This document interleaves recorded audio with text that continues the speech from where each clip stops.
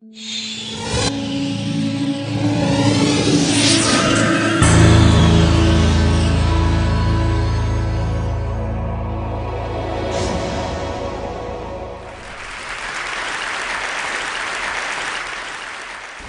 do you explain when things don't go as we assume? Or better, how do you explain when others are able to achieve things that seem to defy all of the assumptions? For example, why is Apple so innovative? Year after year after year after year, they're more innovative than all their competition. And yet, they're just a computer company.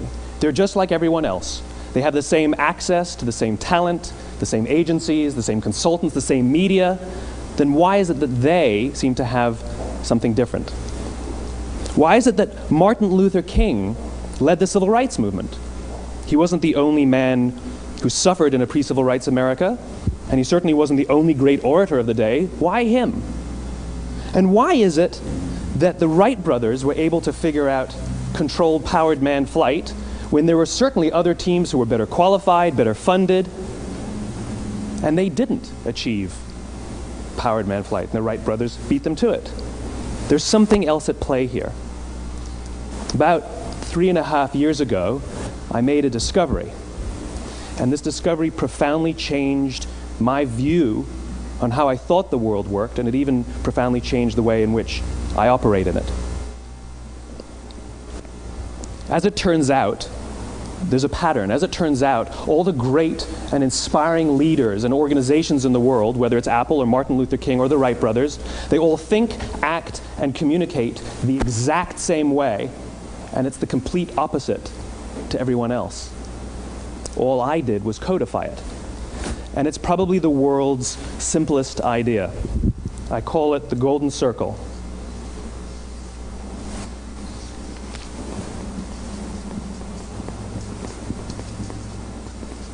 Why, how, what? This little idea explains why some organizations and some leaders are able to inspire where others aren't. Let me define the terms really quickly. Every single person, every single organization on the planet knows what they do, 100%. Some know how they do it, whether you call it your differentiating value proposition or your proprietary process or your USP. But very, very few people or organizations know why they do what they do. And by why, I don't mean to make a profit. That's a result. It's always a result. By why, I mean what's your purpose? What's your cause? What's your belief? Why does your organization exist? Why do you get out of bed in the morning? And why should anyone care? Well, as a result, the way we think, the way we act, the way we communicate is from the outside in. It's obvious. We go from the clearest thing to the fuzziest thing. But the inspired leaders and the inspired organizations, regardless of their size, regardless of their industry, all think, act, and communicate from the inside out. Let me give you an example. I use Apple because they're easy to understand and everybody gets it. If Apple were like everyone else, a marketing message from them might sound like this. We make great computers. They're beautifully designed, simple to use, and user-friendly. Want to buy one? Meh. And that's how most of us communicate. That's how most marketing is done, that's how most sales is done, and that's how most of us communicate interpersonally. We say what we do, we say how we're different or how we're better, and we expect some sort of behavior, a purchase, a vote, something like that. Here's our new law firm. We have the best lawyers with the biggest clients. We have, we always perform for our clients, do business with us. Here's our new car. It gets great gas mileage. It has, leather seats. Buy our car. But it's uninspiring. Here's how Apple actually communicates. Everything we do, we believe in challenging the status quo. We believe in thinking differently. The way we challenge the status quo is by making our products beautifully designed, simple to use, and user-friendly. We just happen to make great computers. Want to buy one? Totally different, right? You're ready to buy a computer from me. All I did was reverse the order of the information. What it proves to us is that people don't buy what you do, people buy why you do it. People don't buy what you do, they buy why you do it. This explains why every single person in this room is perfectly comfortable buying a computer from Apple. But we're also perfectly comfortable buying an MP3 player from Apple, or a phone from Apple, or a DVR from Apple. But as I said before, Apple's just a computer company. There's nothing that distinguishes them structurally from any of their competitors. Their competitors are all equally qualified to make all of these products. In fact, they tried. A few years ago, Gateway came out with flat screen TVs. They're eminently qualified to make flat screen TVs. They've been making flat screen monitors for years. Nobody bought one. And Dell came out with MP3 players and PDAs. And they make great quality products, and they can make perfectly well-designed products, and nobody bought one. In fact, talking about it now, we can't even imagine buying an MP3 player from Dell. Why would you buy an MP3 player from a computer company? But we do it every day. People don't buy what you do, they buy why you do it. The goal is not to do business with everybody who needs what you have. The goal is to do business with people who believe what you believe. Here's the best part. None of what I'm telling you is my opinion. It's all grounded in the tenets of biology, not psychology, biology. If you look at a cross-section of the human brain, looking from the top down, what you see is the human brain is actually broken into three major components that correlate perfectly with the golden circle. Our newest brain, our Homo sapien brain, our neocortex, corresponds with the what level. The neocortex is responsible for all of our rational and analytical thought and language. The middle two sections make up our limbic brains, and our limbic brains are responsible for all of our feelings, like trust and loyalty. It's also responsible for all human behavior, all decision-making, and it has no capacity for language. In other words, when we communicate from the outside in, yes, people can understand vast amounts of complicated information like features and benefits and facts and figures. It just doesn't drive behavior. When we communicate from the inside out, we're talking directly to the part of the brain that controls behavior, and then we allow people to rationalize it with the tangible things we say and do.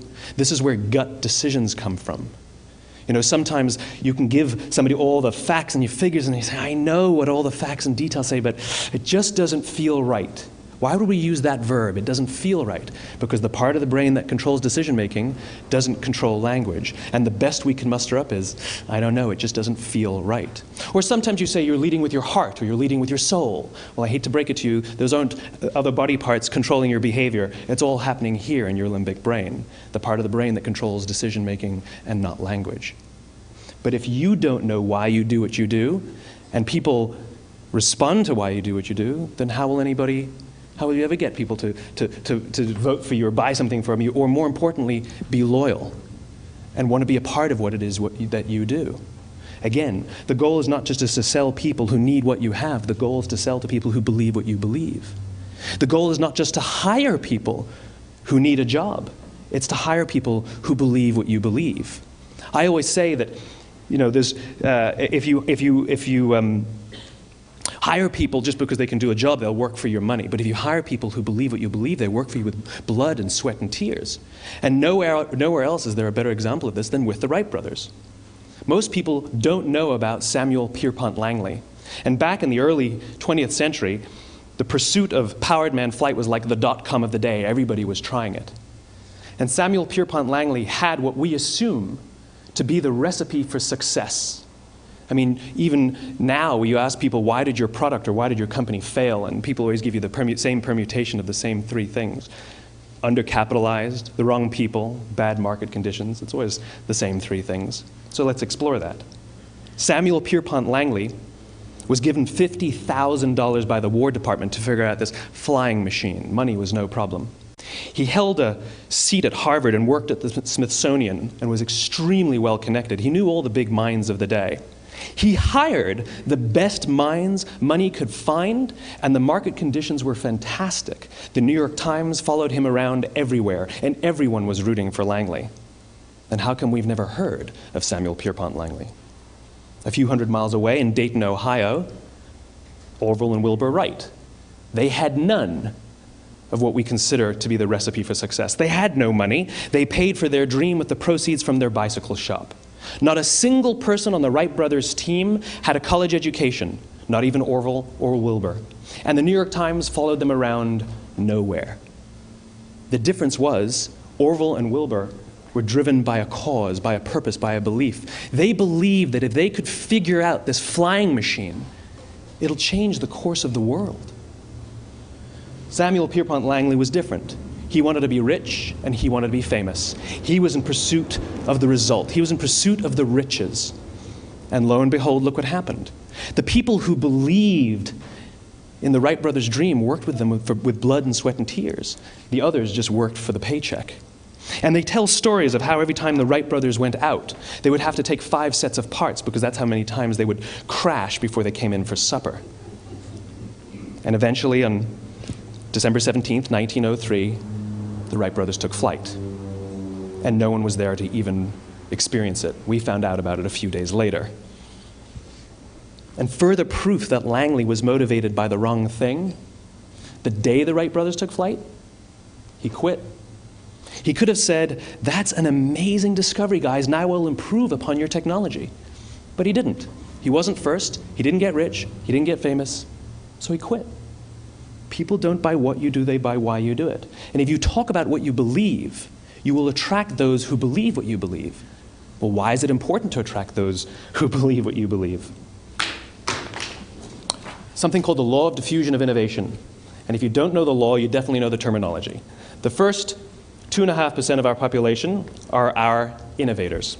The next 13.5% of our population are our early adopters.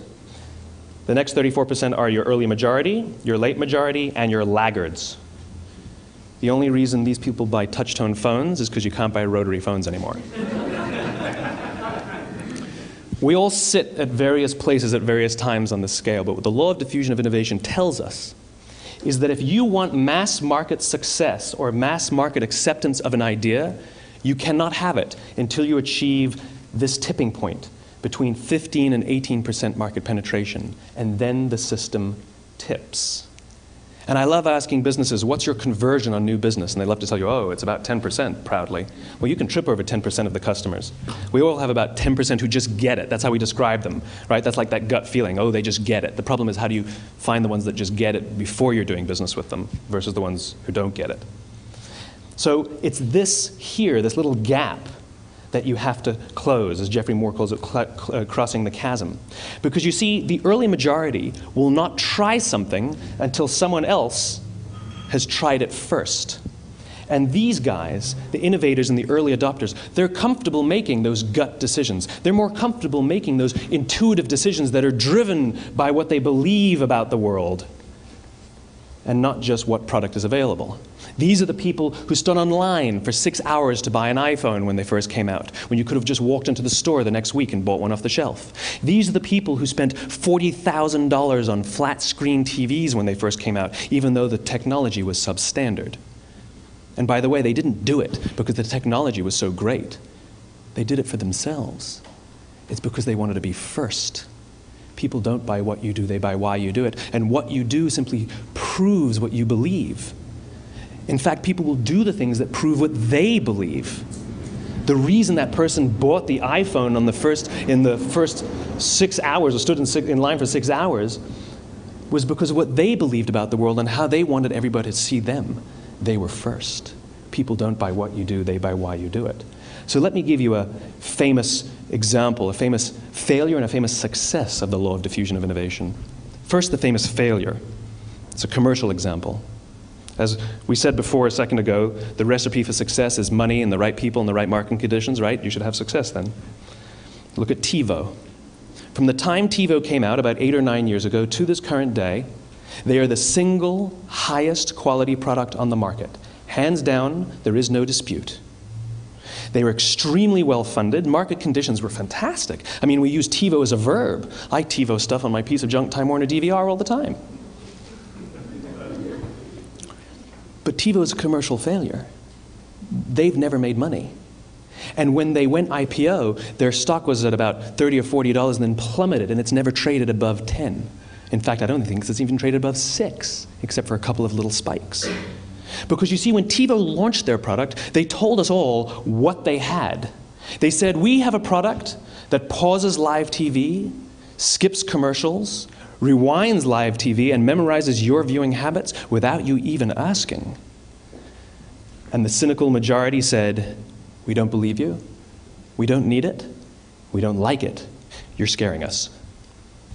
What if they had said, if you're the kind of person who likes to have total control over every aspect of your life, boy, do we have a product for you. It pauses live TV, skips commercials, memorizes your viewing habits, etc., etc. People don't buy what you do, they buy why you do it, and what you do simply serves as the proof of what you believe. Now let me give you a successful example of the law of diffusion of innovation. In the summer of 1963, 250,000 people showed up on the Mall in Washington to hear Dr. King speak. They sent out no invitations, and there was no website to check the date. How do you do that? Well, Dr. King wasn't the only man in America who was a great orator. He wasn't the only man in America who suffered in a pre-civil rights America. In fact, some of his ideas were bad. But he had a gift. He didn't go around telling people what needed to change in America. He went around and told people what he believed. I believe, I believe, I believe, he told people. And people who believed what he believed took his cause and they made it their own, and they told people. And some of those people created structures to get the word out to even more people. And lo and behold, 250,000 people showed up on the right day, on the right time to hear him speak. How many of them showed up for him? 0. They showed up for themselves. It's what they believed about America that got them to travel on a bus for 8 hours to stand in the sun in Washington in the middle of August. It's what they believed, and it wasn't about black versus white. 25% of the audience was white. Dr. King believed that there are 2 types of laws in this world, those that are made by a higher authority and those that are made by man. And not until all the laws that are made by man are consistent with the laws that are made by the higher authority will we live in a just world. It just so happens that the civil rights movement was the perfect thing to help him bring his cause to life. We followed him not for him, but for ourselves. And by the way, he gave the I have a dream speech, not the I have a plan speech. Listen to politicians now with their comprehensive 12-point plans. They're not inspiring anybody. Because there are leaders and there are those who lead. Leaders hold a position of power or authority, but those who lead inspire us. Whether they're individuals or organizations, we follow those who lead, not because we have to, but because we want to. We follow those who lead, not for them, but for ourselves. And it's those who start with why that have the ability to inspire those around them or find others who inspire them. Thank you very much.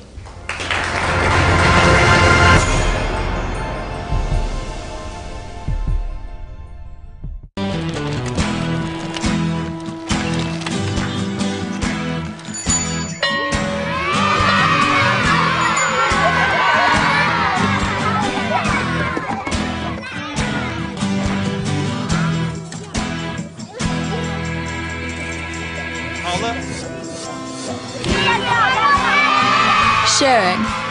That's video on the Human Network. Siska, welcome to the Human Network.